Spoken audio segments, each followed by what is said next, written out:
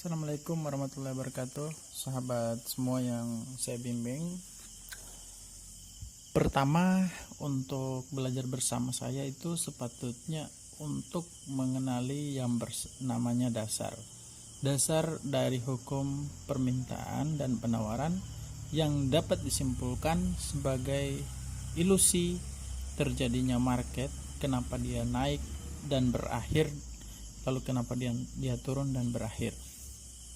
Nah, pada konsepnya market itu berada pada gerakan tentang bagaimana kita menjadikan ini sebuah konsep. Hukum permintaan dan penawaran pasar ini menjadi dasar utama dalam perekonomian. Maka di sini yang kita jadikan acuan adalah hukum permintaan, di mana apabila harga naik maka jumlah barang yang diminta akan mengalami penurunan. Dan apabila harga turun maka jumlah barang yang diminta akan mengalami kenaikan. Nah, di sini kita contohkan bahwa ketika harga turun maka jumlah barang yang diminta akan mengalami kenaikan. Dia naik, tetap pada suatu saat dia akan mengalami yang namanya jenuh, ya. Sehingganya ketika harga tersebut sudah naik, maka jumlah permintaan yang terhadap barang itu pun akan mengalami penurunan. Dia turun gini, ya. Inilah konsep yang harus kita jadikan sebagai standarisasi bagaimana kita mengenali market, sehingga dapat disimpulkan dari kesimpulan itu bahwa market yang kita pelajari dalam hal ini adalah candlestick tidak selamanya dia naik, ya. Tidak selamanya dia naik. Apabila dia naik sekalipun, dia ada pada titik balik yang namanya kejenuhan, ya, yang namanya kejenuhan. Sehingga untuk mengukur tingkat kejenuhan ini maka adalah kita menyimpulkan ketika dia terlalu naik maka jenuhnya sudah di ujung-ujungnya gitu. Maka ketika dia berbalik terlalu turun maka ujung jenuhnya di paling bawah. Nah, di saat kita mengenali konsep itu maka timbul yang namanya konsep baru bahwa candlestick ketika dia diilustrasikan menjadi sebuah body maka tidak akan naik terus. Ketika kita membandingkan body A sama body B, itu akan mendapatkan kesimpulan bahwa candlestick akan kemana. Nah, untuk mengenai body yang harus kita pelajari sebagai dasar adalah mengenali bentuk dan model body tersebut. Apabila ini body, kita keluarkan dulu sumbunya. Apabila kita mengenali body yang panjangnya lebih panjang, ini misal body hijau semua ilustrasinya, dan ini body merah, maka kita dapat menyimpulkan bahwa body itu sebagai body kekuatan naik yang kuat. Begitupun yang setengahnya dia kekuatan naik kuat, begitupun yang setengahnya kekuatan naik kuat. Ini candlestick hijau. Ini baru konsep, ya. Bukan berarti ketika lihat body seperti ini Anda open posisi naik. Bukan. Ini baru konsepnya.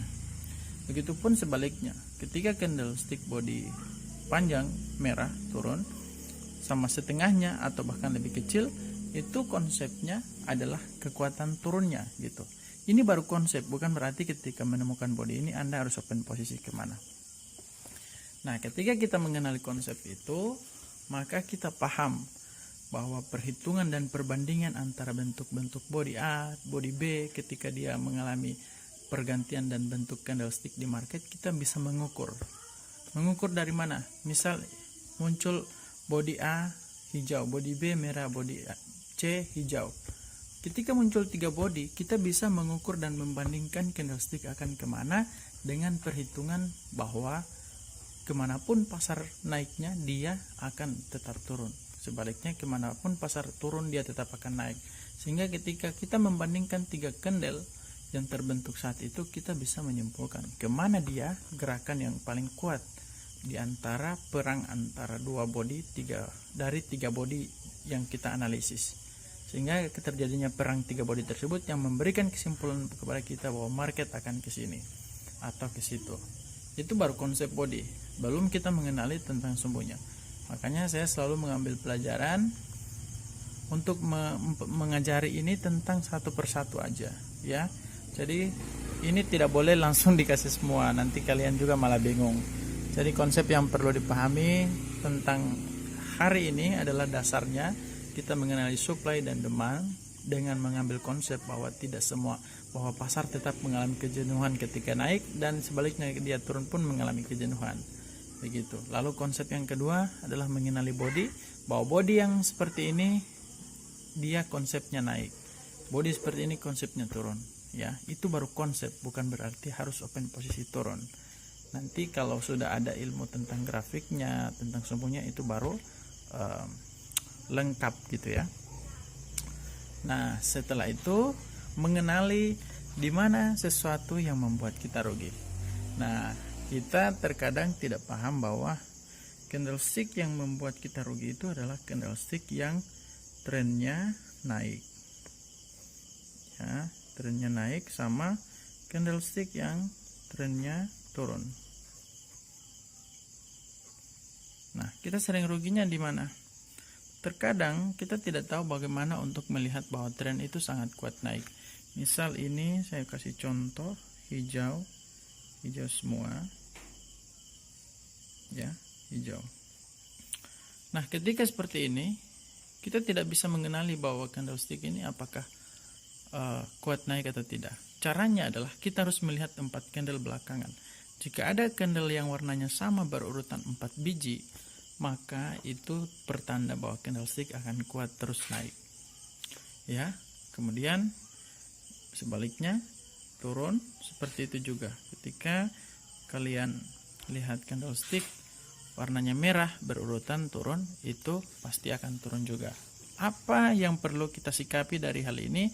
Kita harus paham bahwa ini adalah tempat yang membuat kita selalu rugi.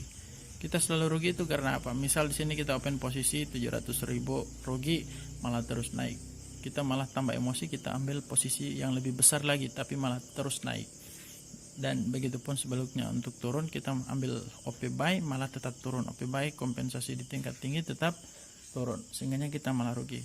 Ini konsep yang harus kita ketahui dulu, bahwa tempat yang membuat kita loss itu kita perlu hati-hati. Jikalau perlu tidak open posisi. Nah, oke. Untuk konsep kedua dari tren itu adalah kita mengenal tentang perbedaan forex sama binary. Ya, forex ini adalah ilmu dasar tentang market saham, sementara binary ini adalah pengembangannya seperti Olam Trade, Binomo dan sebagainya. Forex itu konsepnya dia sangat kuat, 90% berjalan sesuai supply and demand atau SNR. Artinya ketika dia sudah kuat naik di titik resisten, dia bakal balik, dan ketika dia terlanjur turun di titik support, maka dia bakal naik. Sebaliknya, kita harus paham lagi bahwa di binary beda. Di binary dia hanya 30% mengikuti SND atau SNR. Di binary, kalau forex ya, kalau ada tren naik seperti ini ya, dia sudah 90% bakal turun. Ya, dengan dasar di sini ada ya. Dengan dasar kita tarik ke belakangan. Jadi di sini letak 90%-nya. Dengan dasar kita tarik di belakangnya sini. Ya. Ini support, resisten. Sebaliknya, kalau binary itu hanya sekitar, ya, di sini kita taruh resisten, support. Hanya sekitar 30% dia bakal turun, dan sekitar 70% dia akan terus naik. Nah, untuk mengenali dia untuk terus naik itu yaitu kita patut mengenali yang namanya area ujung dari resisten ya. Dari resisten kita harus kenali bahwa di area ujung ini akan terlihat bahwa ada body candle yang kita kategorikan di pembahasan awal. Body candlenya masa sudah di area resisten, misal di sini area resisten ya. Kita lihat sudah di area sini tidak muncul candlestick reversal, misal hammer ataupun misal candlestick pembalikan. Tetapi kita lihat di sini body yang panjang ya. Misal kalau di sini naik ya, berarti di sini body hijau panjang. Itu kalau kita lihat sudah seperti itu sudah tanda-tanda bahwa memang market akan terus naik 70%-nya ya. Gitu. Jadi begitu cara mengenali kenapa kita rugi dan bagaimana konsep mengatasi kerugian itu.